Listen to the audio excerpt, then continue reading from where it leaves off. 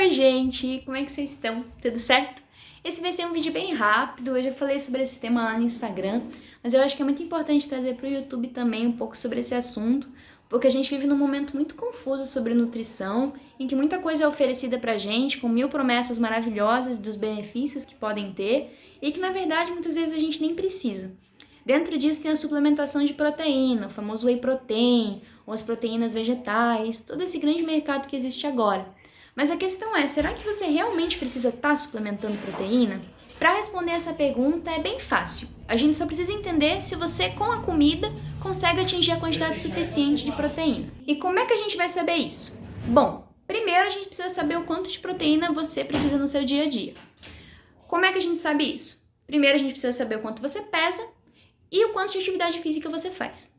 Se você é uma pessoa que não treina, faz leves caminhadas ou de vez em quando dá uma corrida, que não tem uma rotina de exercícios muito intensa, você precisa de 0,8 grama de proteína por quilograma de peso por dia se você é um adulto saudável, onívoro, que come de tudo.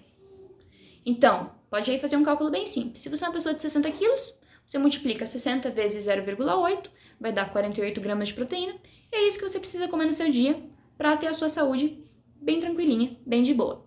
Não é muita coisa, né? Se você aí come de tudo, um pedaço de frango, leite, 1 ou 2 ovos, tudo isso junto já vai dar o mais que o suficiente do que você precisa. Então essas pessoas realmente não precisam estar usando um suplemento. Agora, se você é uma pessoa sedentária, igual o nosso onívoro, só que você é vegetariano, você precisa de um pouquinho mais.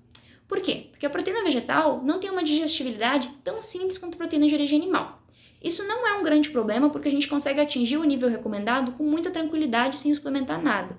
Então, aquele mesmo cara de 60 quilos, que é onívoro, se ele resolve virar vegetariano e agora não come mais produtos de origem animal, ele só precisa de um pouquinho mais de proteína.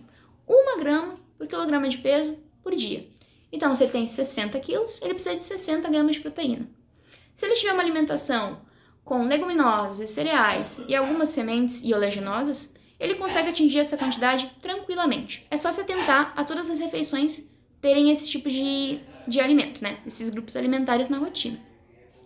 Agora, o mais complicado é quando a gente fala em atletas, pessoas que treinam, pessoas que puxam ferro, ou fazem corrida, ou fazem natação, porque a quantidade de proteína que elas precisam é um pouquinho maior.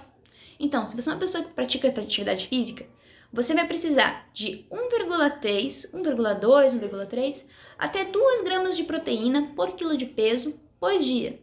Então, digamos que aquele nosso jovem lá de 60 quilos, saudável, um adulto, que é onívoro, ele precisa mais ou menos de 1,2 a 2 gramas de proteína por dia. Vamos supor aí que ele vai usar os 2 gramas que ele precisa, o máximo que ele precisa. Ele vai precisar de 120 gramas de proteína por dia. Se ele for vegetariano, mesma coisa, 120 gramas de proteína por dia.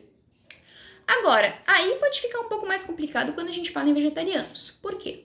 Porque as principais fontes de proteína dos vegetarianos são as leguminosas e os cereais. E as leguminosas e os cereais têm uma grande quantidade de carboidrato também, que pode acabar sendo extrapolado na dieta, gerando aí um excedente calórico que não é interessante para todo mundo.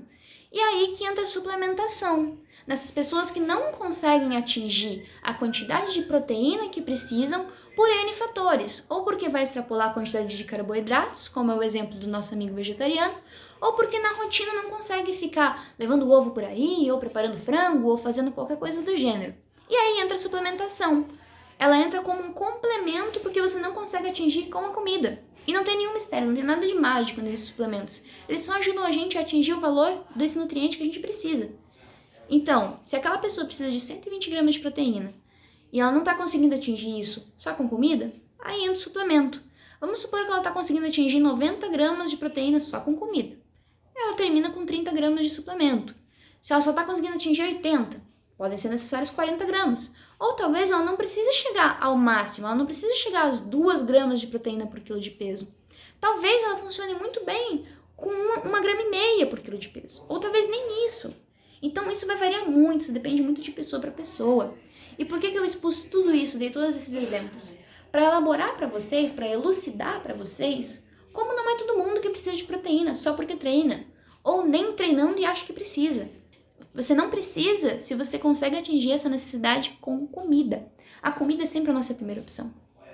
Então é isso, gente. Qualquer dúvida que vocês tenham, comentem aqui embaixo para mim. deem um joinha se esse conteúdo foi útil. E vamos estar trabalhando aqui juntos. Se vocês querem alguma coisa mais nesse tipo aí da nutrição esportiva, comentem aqui pra mim, que eu vou estar sempre trazendo esse conteúdo pra vocês. Um beijo e até a próxima!